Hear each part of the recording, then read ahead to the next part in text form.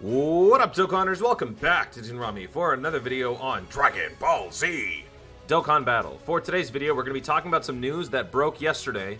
In fact, during my live stream yesterday, during the EZAs and everything, we got word that the Hatchiyak and the Whis are finally getting TURs. Now, this was huge for me personally as a fan of Hatchiyak. I've always wanted Hatchiyak to get some love. I still remember it was like, I think around my 1,000 or 2,000 subscriber range, I did a stream. And then based on the amount of likes that I got, I would rainbow Hatchiyak. And I ended up rainbowing Hatchiyak. Probably going to have to go back and recalibrate the guy now just because his TUR is out and it's not exactly the way that I was expecting it to be. So we're going to be taking a look at that in a second. But yeah, these two units, they're free to play. They are pivotal units. So if you guys are into all of the EZAs, the awakenings of all the units, you're going to have to get these guys up to speed because probably what's going to happen is they're going to be changing the requirements for this Extreme Z area. And they're going to make it so that these two have to be in their TUR forms, no longer in their base forms. So make sure you guys are looking out for that. I'll also let you know the second this becomes available on Global. This is, of course, JP news, but it's pertaining to Global because we get to prepare. So if you guys have not already taken the time to do that, maybe you haven't even done any of the Hero Extermination events at all, maybe take this opportunity to start doing it and get these guys up to speed. So here is the news on these two units. They are getting their TUR, so Hatchiyak turns into this guy. We have there's some better images circulating, but not really any good ones yet. We'll get the full HD art for this guy probably in a day or so, maybe even a couple hours, but I wanted to talk about this as soon as the news broke. So this guy becomes a key +3 for all types, 30% across the board for all stats. Actually, I have a better, here we go. Super Hatchiyak, key +3, 30% across the board. Thank you to the homie Garesh for translating and getting everything ready for us to look at. Raises attack for 1 turn, causes supreme damage. So this is a big change, considering before he just caused extreme damage and his leader skill was garbage. I mean, it's still not that good, but it's not like they can make him overly broken after coming from such humble beginnings. Passive, attack and defense +60%, gains an additional attack and defense +30 at the start of every turn, up to 90% if there is a Pure Saiyans or Hybrid Saiyans category enemy. So what I'm guessing this means is, if you're fighting some enemies, let's say you're fighting 4 Saiyans, 2 Hybrids, 2 Pure Saiyans. After each turn, you're taking out 1 by 1. So after the first turn, you will have 3 Saiyans to deal with. Actually, the start of the fight, you'd have 4. Then after you kill one guy, the next turn you come back, there's 3. So each time an opposition unit exists that falls under one of these categories, you will gain an instant boost. This does seem pretty unique. I don't know if other units have had this sort of a mechanic, which always makes me happy. Seeing different types of mechanics implemented into the game, this seems like a new one. Let me know in the comments if you guys can think of anything that has something like this, where if an enemy remains, you just simply get stronger. I don't know if that's actually been a thing before. So he can go up to 150% attack and defense, which is pretty cool. It would happen in the span of 3 turns, so it is kind of a slow burn, but it also helps that you have that tremendous passive now to go along with the final part of his passive, which is recover 40% at the end of the turn when landing a finishing blow. So that was always the thing about this guy. If you wanted to gain the benefits of his passive, you'd have to kill somebody using this. And early on, none of these were even categories. Artificial Life Forms, I believe, was the oldest one, if not that Revenge. Crossover's only recent. But there were not many categories that this guy would go on. Revenge doesn't have too many leads. Artificial Life Forms, I believe, is probably the best suited place for him. It just didn't work out. And you had to really be lucky to get a kill with this extreme damage multiplier. And for what? 40% health. While that's cool, is it worth it? Probably not. So the fact that he can now go up to 150% attack and defense is a big, big boost. He's also got big bad bosses, which is awesome. He's got Fear and Faith and Shattering Limit, Berserker. He's got a lot of good links. Now there's actually reason to boost this guy's links and everything. I'm probably going to do that. I really like Hatchiyak. So finally, Hatchiyak gets something. Obviously, he's not the best. Obviously, he's not top tier, but it's something. It's a start. It's a start. And we knew that this was going to happen eventually, right? Because the Hero Extermination event has shown us that every unit involved in that family would be getting an upgrade at some point. I mean, for crying out loud, we've got some incredible gem shop units in here. So ultimately, once they get through all the summonable ones, they're going to want to go for the free-to-play ones, and then maybe after that they'll go for the... Actually, they might as well just go for the Incredible Gem Shop too, because Krillin for the Frieza Prime Battle EZA is needed. So yeah, this is a step in the right direction. I always have been a fan of Extreme Z areas. I think it's a great way to bring more units into the fold.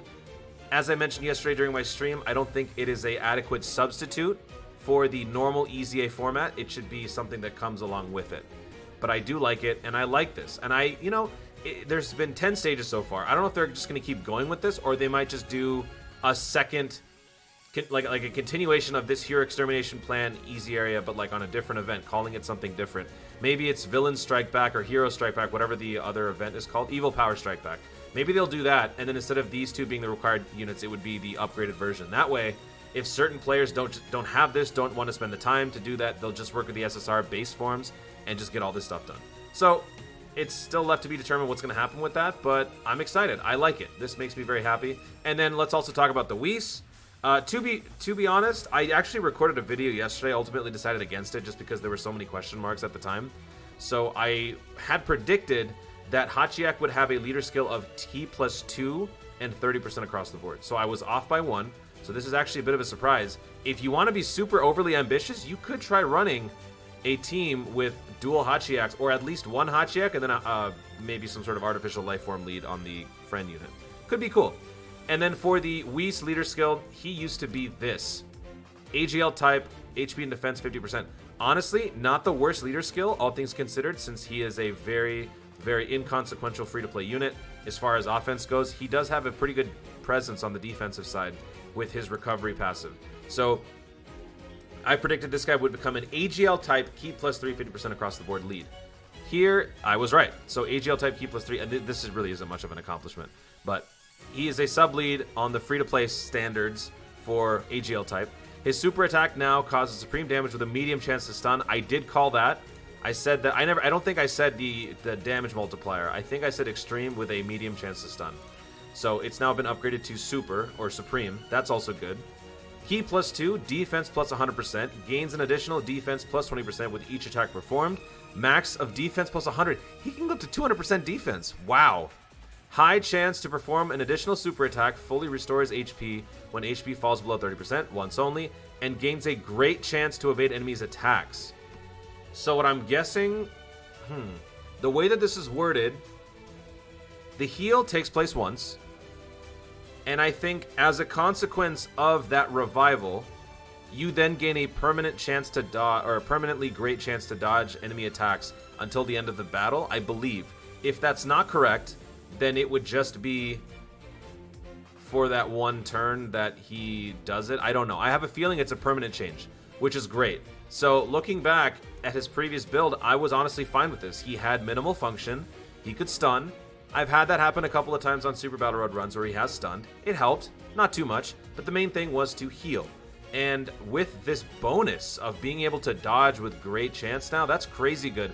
And 200% defense. That is quite incredible, especially given the fact that you might want to be running this guy on teams that he wouldn't really correlate, right? He's typically a Realm of Gods unit. You want to run him with Beerus. Not too many AG... Actually, there's literally only one AGL Beerus. So, you know, he may not necessarily link the best with everybody, but given that he's self-sufficient with 200% defense, pretty good. Pretty good. I would say give him max additionals for those medium chances to stuns. As you do that, you will be gaining defense, and then give the rest of it into dodge. So that way, until he gets the ability to greatly dodge, or whatever happens here, you can potentially give yourself a couple shots to survive. Always the worry with this unit was that he would be the reason why you'd have to use this. And what sucks is, if you're doing Super Battle Road, and he's your first unit, you take a bunch of damage, you're almost dead, you have to wait 2 turns for him to come back to actually benefit from his passive. So now, with this failsafe in place, it makes Whis a much more reliable insurance policy. So that's really, really cool. I like that. So once again, global players, this will not be happening on global anytime soon. This is for JP, but it's good news for global players because now you have more reason to farm these units out, get them done, get them ready to go, because they will be required not only for themselves, but also for the future of the Extreme Z area event that involves Hero Extermination Plan units. Now, that's not all. I also want to talk about this. So this is the other thing that people are talking about right now, and this is the category of interdimensional travelers, space traveling, universe traversal things. I don't really know. Goresh doesn't know. No one really knows exactly what the terminology is going to be for this.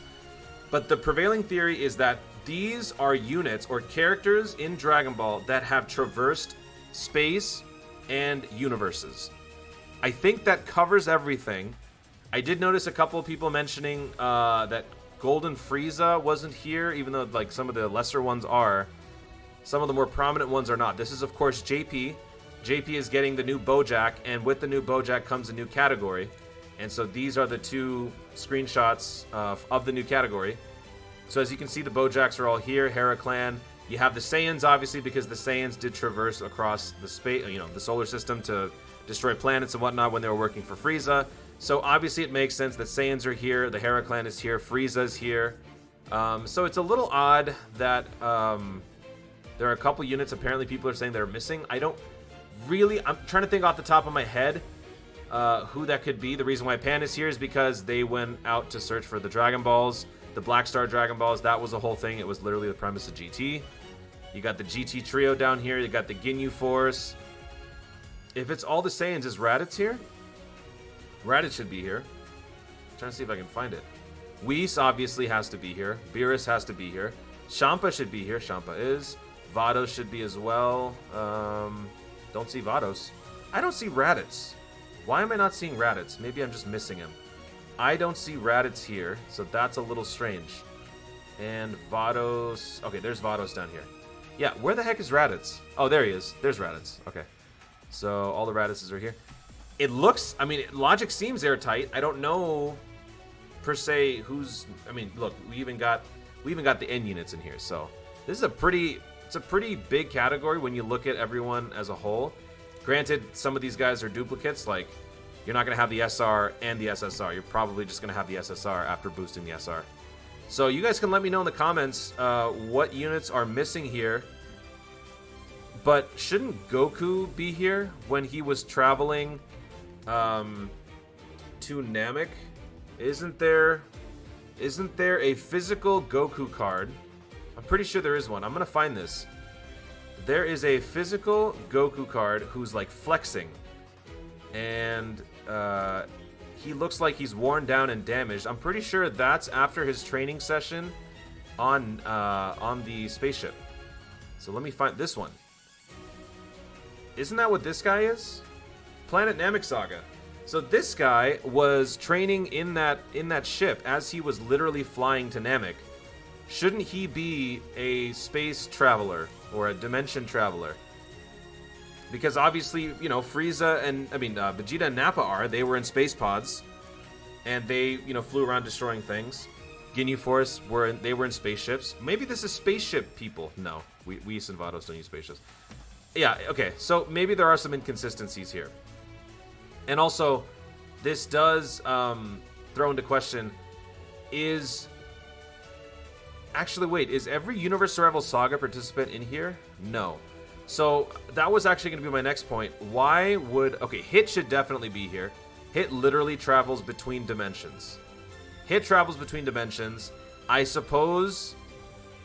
well, yeah, because he travels between dimensions to, like, train and, like, kill Goku, right?